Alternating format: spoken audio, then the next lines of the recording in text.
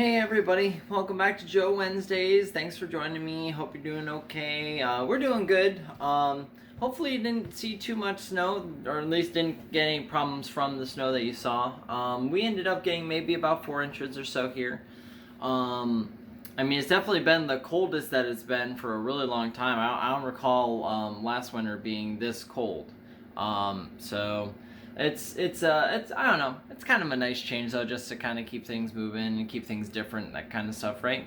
Um, Lydia is not the hugest fan, but we did manage to get her outside and actually exploring the snow for once. We started going for a walk Saturday afternoon, and instead of just walking on the sidewalk, I just kind of started walking in the snow, and she kind of was like, "Oh wait, you can do that?" And so she started following me into the snow, and we ended up just like walking around the cul-de-sac that we live on. There's a lot of undeveloped property on the end of it, so we kind of just had free reign to just kind of walk around and that kind of stuff. We didn't do too much else outside of that. We did check out a bunch of tracks that were kind of around our house and around the cul-de-sac, though. It was kind of interesting because at some point over the weekend, deer definitely came up to like the back of our house and were like, I think they were probably trying to get some of the grass that was like on the very edge of the between like the house and the yard. There was just a little bit of grass that wasn't covered by snow that they were getting at, but like you saw like definitely define who's like walking all the leading up to our house and leading away from it. So that was kind of cool to see and point out to Lydia. There were a few like squirrels and rabbits that you could kind of like call out, and that was pretty fun for Lydia to see those things. But then she wanted to go inside because it was still pretty chilly, and I can't blame her for that. And also, like hopefully like next time we can have like a sled or something like that, because then she'd actually might want to stay out in the cold a little longer. But she wasn't too interested over the weekend, and who can blame her? Let's see what else is going on around here. Oh, well.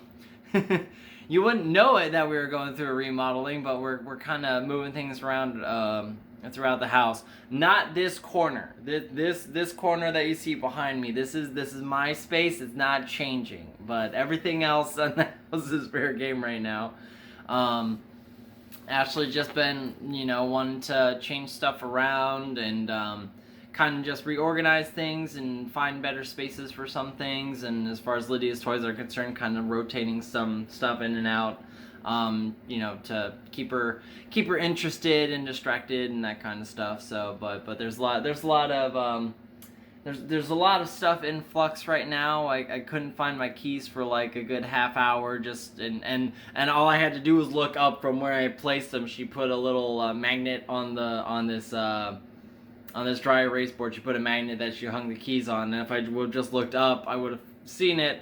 But if the key was down here and it wasn't there, like in my mind I was like, okay, well, where did it fall? So I was like looking all over the floor instead of like all I had to do was lift my head up and it would have been right there. But oh well. I'm a creature of habit. Sometimes I'm my own worst enemy. Let's see. Okay, so I had a little funny story. Something funny happened this weekend, made me think of a story that I would share with you guys first. So I don't know if it's exactly vertigo, but I know I have a little bit of dizziness when associated with looking at heights. This was something that I realized about me. I don't know how old exactly I was, but I was somewhere in grade school, and over the summer, a friend of mine, his dad, or I should say his dad's company, there we go, was doing a kind of a company day at Cedar Point, and they invited me to join them. And we got in, like, when you get into Cedar Point, there's like this those cable trolleys that are like they take you farther in. I've never really thought that you needed to really take one to actually get into the park. It doesn't go that far. But they wanted to go and take it, so I'm like, yeah, sure, why not? And there was something about like just the feeling of that cable car ascending and seeing stuff around me, like getting farther away from the ground and that kind of stuff. and I had done like roller coasters and stuff like that before that day, and I was fine with them, but I think there was just something about being more stationary and just kind of staring at the height that just made me go like, whoa. My friend's mom was nice enough to kind of help me kind of work through it, because like she started like asking me, like, okay, like look at my purse, what do you see? Is there like a flower? What color is it? That kind of stuff. It kind of brought me back to center, which was very, very nice of her to do. But yeah, no, just ever since like I said, I can handle roller coasters and like movement from higher places, but like if like a Ferris wheel is like the worst for me, like just because like you're just sitting in the height and you're just like sometimes you're stuck in it and you're just staring at it, and like I've never been very good with heights. So, but yeah, like I said, I don't know if it's a sense of like vertigo or maybe it's called something else, but like I definitely have that feeling when I'm staring at heights. But I didn't know that I could get that from video game heights, but apparently I can. So I was playing Breath of the Wild this week, and spoiler alert for anyone who hasn't played, I'm going to talk about one of the Divine Beast dungeons, so if you want to skip ahead, go ahead. But so like this one Divine Beast that I was on, they're basically just these like huge mechanical animals that have been corrupted, and you have to like save them.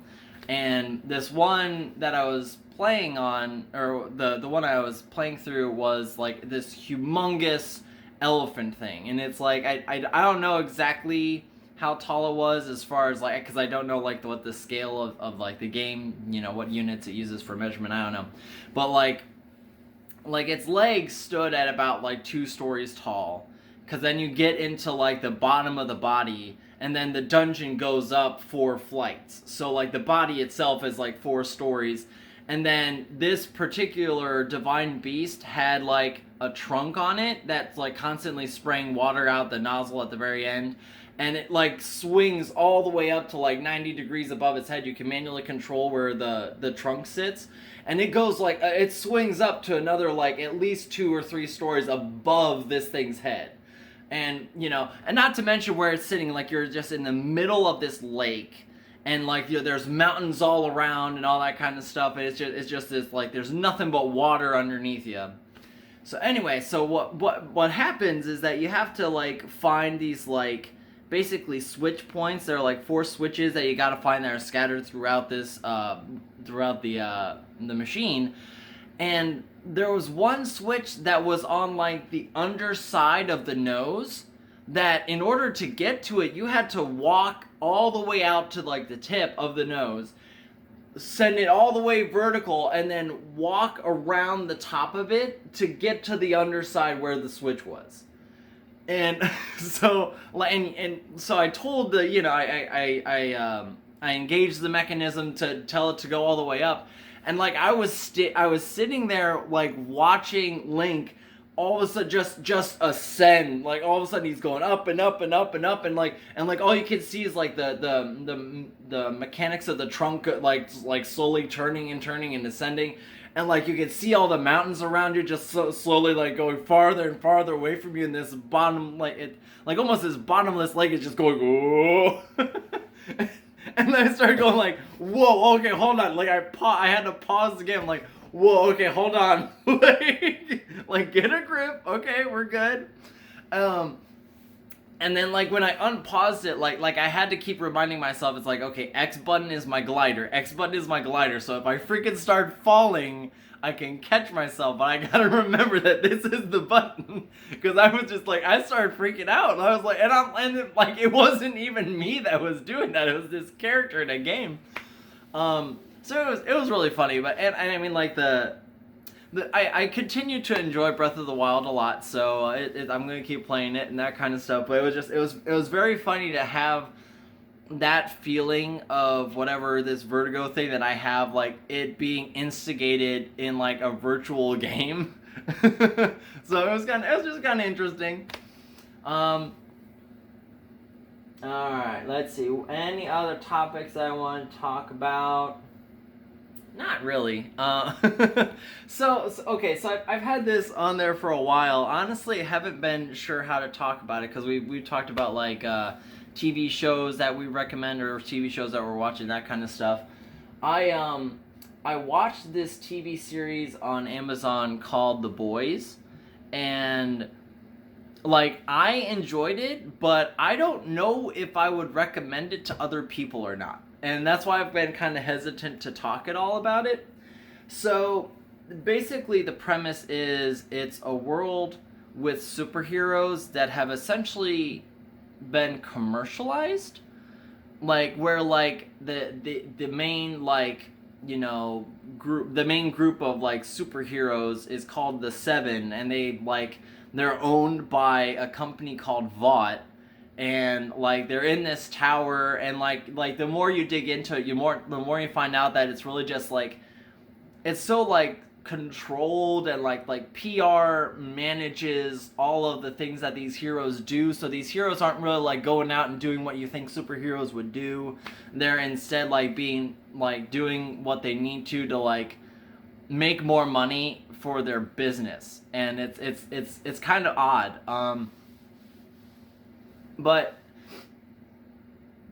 so the things that I personally found cool about it was it like as you get farther into it, you kind of find out that there's a lot of like superhero tropes that they've taken from like like anime and comics and all that kind of stuff, and they've essentially just kind of turned it on its head a little bit. Because like if you like Captain America became a superhero because of a German scientist who developed a superhero serum that let Captain America become a superhero. That's exactly what happens in this story as well, except like this scientist for whatever reason like commercializes it. And so like all of like the superhero stuff is now like it like superheroes are almost like a commodity, because like so many people were experimented on and that kind of stuff. And so I mean, it's like I said, it was interesting for me to kind of take a different like perspective on like a lot of like the superhero stuff that I'm into watching. Like I mean I've watched almost all of the MCU movies, but like there are so many like weird things in it that I'm just like I don't know that it needed to be there, and so it's like I can't like sit here and like recommend it. Like the Superman equivalent guy was like born and grown in a lab, so he has mommy issues with this one CEO lady, and it's like why is that in there? How does that make sense?